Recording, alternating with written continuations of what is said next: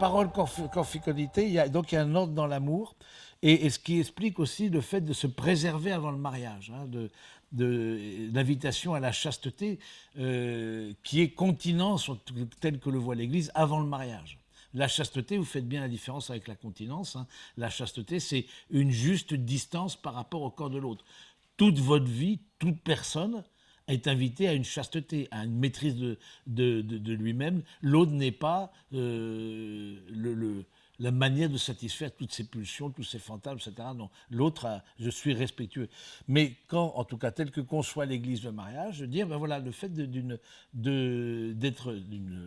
en tout cas, de s'abstenir de relations sexuelles, donc ce qu'on appelle la continence. Alors certains d'entre vous, je sais, sont dans cette démarche-là, je les y encourage, parce que je trouve ça intéressant. Et l'Église parfois manquait un peu de pédagogie là-dessus, parce que je trouve le fait de laisser l'union intime pour l'après-mariage, ça permet de développer d'autres formes de communion. C'est assez intéressant. Hein. Et puis il peut y avoir parfois une risque de saturation dans cette étape-là de discernement, voire de fiançailles que vous vivez, et de routine. Ah, on se rend compte là qu'on fait l'amour, donc on est... donc voilà, je crois que c'est intéressant de dire, tiens, pourquoi l'Église qu'elle demande ce qu'elle demande, même si aujourd'hui, je veux dire, c'est assez peu mis en pratique, hein, mais il y a une pédagogie derrière par rapport à la liberté, parce que le corps engage. Hein, le corps engage, évidemment. Hein. Donner son corps, c'est pas juste des épidermes qui se frottent ou des cellules qui rentrent en contact. Non, c'est donner son corps, c'est donner sa personne. Donc le corps engage. Donc c'est intéressant de travailler là-dessus.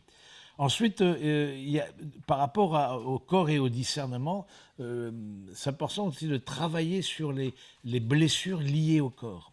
Je pense par exemple à des abus dont vous avez pu être victime. Une personne sur 10 a connu un abus, donc il n'y a pas de raison que dans cette salle, la statistique ne soit pas aussi d'actualité. Et abus, vous faites bien, au niveau des incestes en tout cas, la différence entre incestueux et incestuel. L'inceste, donc l'abus incestueux, c'est-à-dire que alors qu'il y a des liens de famille, l'autre a franchi une barrière. Vous savez, c'est important d'avoir une barrière qui fait qu'il y a des choses auxquelles on ne touche pas. Et ça c'est important de l'apprendre dès petit. Voilà. Est-ce que déjà que la chambre des parents soit sacralisée d'une certaine manière, qu'au bout après un petit peu d'âge, etc., les enfants, garçons et filles, ne prennent pas leur douche ensemble, leur bain ensemble. Après aussi, ils ont leur chambre individuelle, leur chambre de garçon, leur chambre de filles, etc. Il y a un verrou à la salle de bain. Les parents ne se trimballent pas à poil dans l'appartement, etc. Moi, j'ai eu un cas comme ça parce que les deux parents étaient médecins. Et donc, pour eux, les médecins, les gens à poil, je veux dire, ils en voient, je ne dis pas toute la journée, mais bon, pour eux, c'est technique. C'est de la technique, voilà, c'est de l'épiderme, voilà, il y a un peu pour ça. Et jusqu'au jour où les enfants ont fait une pétition. Et les parents, stop. Bon, vous êtes libre dans votre corps, très bien, peut-être, ou pas, j'en sais rien, mais toujours est-il, nous, on n'est pas médecins, voilà. Donc, du coup, ils ont dit, vous mettez un vêtement, vous mettez quelque chose qui vous permet, voilà. Donc, là, c'est plutôt, donc, incestueux quand il y a un contact, il y a un franchissement de barrière. Incestuel, alors ça pourrait être incestuel, par exemple, même si ce n'était pas l'intention des parents, pas du tout, c'était parce qu'eux, ils ne voyaient pas où était le problème. Mais incestuel, c'est des blagues en dessous de la ceinture. Il y a une odeur de sexe dans la famille. On ne sait pas trop le définir. Il y a peut-être des revues porno sur la table du salon. Il y a le père qui prend sa fille sur ses genoux à dessein, alors qu'elle est déjà adulte, etc.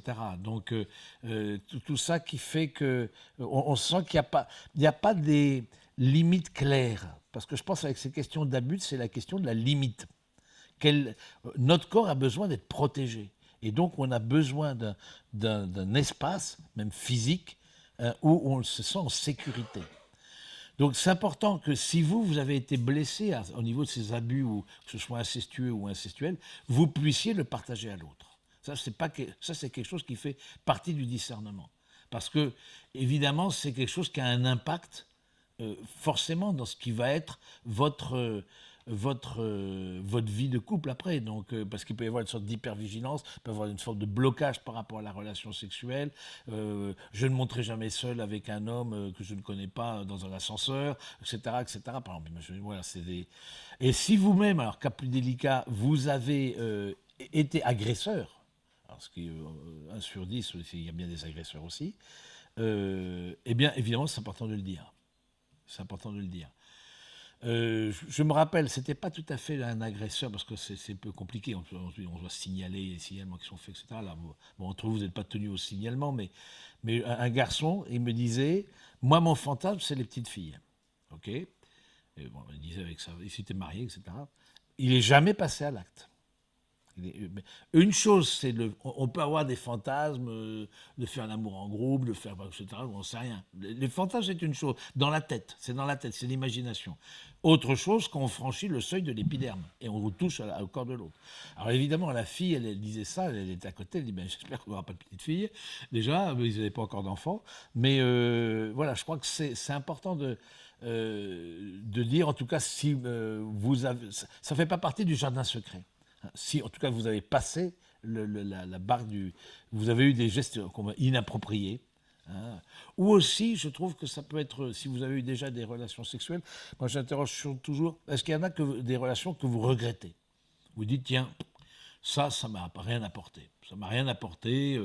Ou alors c'était uniquement pour une recherche de plaisir, mais sans vraiment le lendemain, etc., etc. Donc je trouve que c'est intéressant de travailler là-dessus. La question des tendances ou actes homosexuels, être clair dans son orientation. Et je vois de plus en plus, il y a une forme de bisexualité. Je me rappelle d'un cas d'une jeune femme qui, comme ça, avait des gestes intimes avec sa supérieure hiérarchique, par exemple, hein, alors qu'elle était en couple avec un homme. C'est pas parce que c'est des relations avec les personnes de même sexe que c'est pas un manque de fidélité. Évidemment que c'est un manque de fidélité aussi. Là-dessus, soyez clairs. C'est-à-dire que, et c'est sans jugement, c'est-à-dire si vous avez des tendances homosexuelles, voire vous avez posé des actes homosexuels, des caresses, etc., ou des baisers, etc., c'est important d'en parler à l'autre.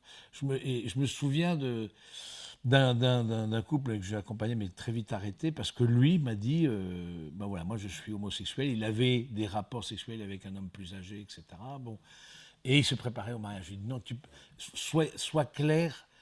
Moi, je suis arrivé à cette conclusion, c'est délicat, mais là-dessus, sur l'orientation, on ne choisit pas. On ne choisit pas. Hein. Moi, par exemple, j'aime les femmes, mais je n'ai pas pris la décision d'aimer les femmes. Oui, j'ai pris la décision de ce que j'allais faire de mon amour des femmes, et beaucoup ont pleuré du reste. Mais toujours est-il que... Et j'imagine, quand on est homosexuel, c'est pareil, on ne choisit pas. Et c'est là, quelque part, c'est double peine.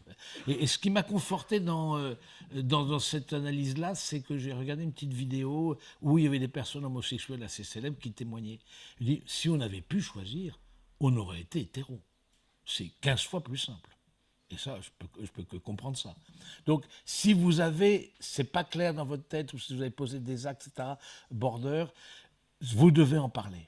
Hein, vous devez en parler. Est-ce que c'est vraiment derrière vous?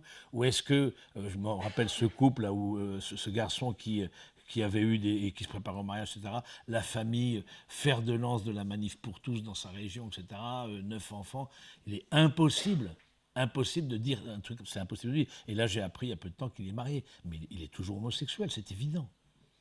Bon, mais simplement, comme c'est inaudible dans sa famille, voilà, donc, et pour moi, le mariage est nul. Parce que le jour où elle apprendra, alors on essaye de dresser des digues, etc., etc., mais en même temps, les digues, à la fin, elles rompent. Donc voilà, donc cette question soyez clair par rapport à votre orientation, si c'est une question pour vous, ça a été une question pour vous à un moment donné de votre vie, en tout cas, d'en parler à l'autre, ça fait partie du discernement. Autre blessure, la question de la pornographie, là, qui est beaucoup plus fréquente, hein, plus chez les hommes, pornographie et masturbation, voilà, qui fait que, voilà, on voit, parce qu'il y a une porosité entre le virtuel et le réel. C'est-à-dire que ce que je vois virtuellement, déjà, c'est pas ça l'amour, c'est pas ça aimer. Bon, ça, je pense que c'est clair pour tous. Hein, c'est des acteurs qui sont là, c'est des personnes qui s'humilient moyennant finance, etc. Du coup, je peux vouloir reproduire avec mon conjoint des choses que je vois dans les films. Donc, si vous êtes, ça a été le cas, vous avez pu être exposé à des images pornographiques, par exemple, dans votre adolescence, il y a toujours un malin qui te montre, surtout avec Internet. Bon, vous n'êtes pas né sur l'adolescence, si vous y avez déjà Internet, vous, c'est ça. Donc, mais vous aviez des smartphones? Non, non, mais maintenant oui. Donc du coup, donc toujours et même dans les camps scouts, t'as toujours le malin qui te regarde, si t'as vu, bref. Bon, si vous êtes exposé, bon, si ça vous a pas attiré, mais si vous sentez que vous avez une certaine addiction, fait partie des addictions.